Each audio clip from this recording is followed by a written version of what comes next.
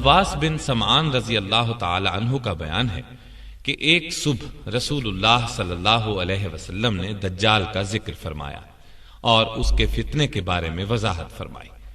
اس بیان کو سن کر خوف کی وجہ سے ہمیں یوں لگا جیسے دجال قریبی نخلستان میں موجود ہو۔ ہم اس وقت تو رسول اللہ صلی اللہ علیہ وسلم کے پاس سے چلے گئے، لیکن شام کو جب نبی صلی اللہ علیہ وسلم کی خدمت میں حاضر ہوئے تو آپ صلی اللہ علیہ وسلم نے خوف کی حالت کو بھانپ لیا اور پوچھا، تمہیں کیا ہوا؟ ہم نے کہا، اے اللہ کے رسول، آپ نے صبح دجال کا ذکر فرمایا تھا، بس ہمیں ایسا محسوس ہونے لگا ہے جیسے دجال قریبی نخلستان میں موجود ہو۔ یہ سن کر رسول اللہ صلی اللہ علیہ وسلم نے ارشاد فرمایا، اپنی امت کے بارے میں مجھے دجال سے زیادہ دوسری چیز کا ڈر ہے، کیونکہ دجال اگر میری زندگی میں نکلا تو تمہاری طرف سے اس کا مقابلہ کرنے والا میں موجود ہوں، لہذا تمہیں فکر کی ضرورت نہیں، اور اگر وہ میری وفات کے بعد نکلا تو ہر مسلمان اپنا دفاع خود کرے گا، میرے بعد اللہ تعالیٰ تو ہر مسلمان کا حامی و ناصر ہے ہی۔ دجال کی علامات اور حالات پھر سن لو۔ وہ جوان ہوگا، بال سخت گھنگریالے ہوں گے، اس کی ایک آنکھ بے نور ہوگی، میرے خیال میں وہ عبد العزیٰ بن قطن کی شکل صورت جیسا ہوگا۔ یہ ایک شخص کا نام ہے جو اسلام سے پہلے مر گیا تھا، یہاں اس کا حلیہ مراد ہے۔ صحابہ کرام نے اسے دیکھا تھا، اس لیے نبی صلی اللہ علیہ وسلم نے مثال کے طور پر یہ بات بیان فرمائی۔ وہ شام اور عراق کے درمیان ایک راستے پر نمودار ہوگا اور دائیں بائیں ہر طرف فساد پھیلائے گا۔ اے اللہ کے بندو، تم اس وقت ثابت قدم رہنا۔ ہم نے پوچھا، اے اللہ کے رسول، وہ دنیا میں کتنا عرصہ رہے گا؟ آپ صلی اللہ علیہ وسلم نے فرمایا، 40 روز، جن میں سے ایک دن 1 سال کے برابر، اور ایک دن 1 مہینے کے برابر، اور ایک دن 1 ہفتے کے برابر ہوگا، اور باقی ایام عام دنوں کے برابر ہوں گے۔ ہم نے پوچھا، اے اللہ کے رسول، جو دن سال کے برابر ہوگا اس میں کیا ہمارے لیے ایک ہی دن کی نمازیں کافی ہوں گی؟ آپ صلی اللہ علیہ وسلم نے فرمایا، نہیں، بلکہ تم ہر نماز کے لیے وقت کا اندازہ کر لیا کرنا۔ ہم نے پوچھا، اے اللہ کے رسول، زمین پر اس کی رفتار کتنی تیز ہوگی؟ آپ نے فرمایا، بارش کی طرح تیز ہوگی جسے پیچھے سے ہوا ہانک رہی ہو۔ پس وہ ایک قوم کے پاس آئے گا اور ان سے کہے گا، اسے رب مان لیں۔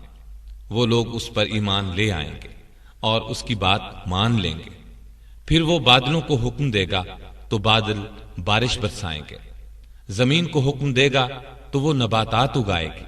چنانچہ ان کے مویشی جو صبح چرنے گئے تھے شام کو اس حالت میں لوٹیں گے کہ ان کے کوہان خوب اونچے، تھن دودھ سے لبریز اور کوکھیں بھری ہوئی ہوں گی۔ پھر وہ ایک قوم کے پاس آئے گا اور ان سے کہے گا، اسے رب مان لو۔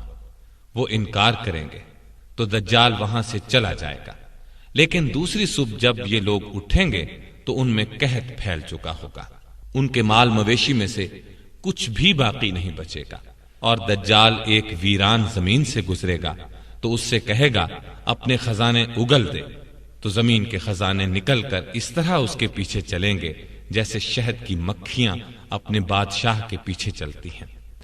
پھر وہ ایک پرشباب آدمی کو بلائے گا اور اسے تلوار مار کر 2 ٹکڑے کر دے گا۔ اس کے دونوں ٹکڑوں کے درمیان اتنا فاصلہ ہوگا جتنا تیر مارنے والے اور اس کے نشانے کے درمیان ہوتا ہے۔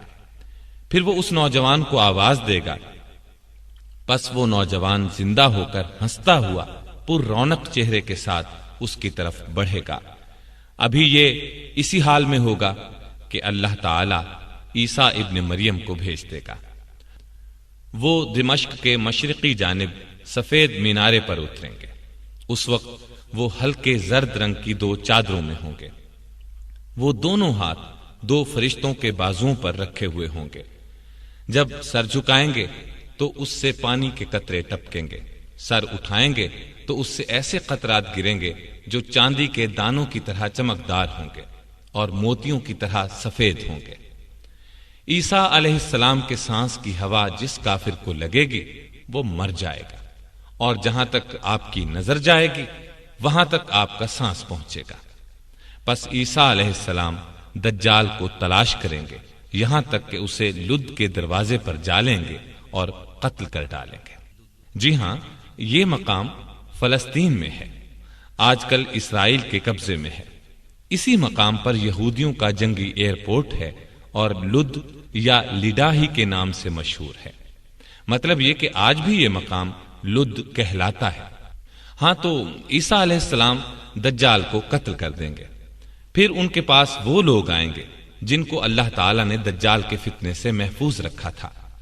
عیسیٰ علیہ السلام ان کے چہروں سے سفر کی گرد اور رنج و غم کے آثار مٹا دیں گے اور انہیں جنت میں بلند درجات کی خوشخبری سنائیں گے۔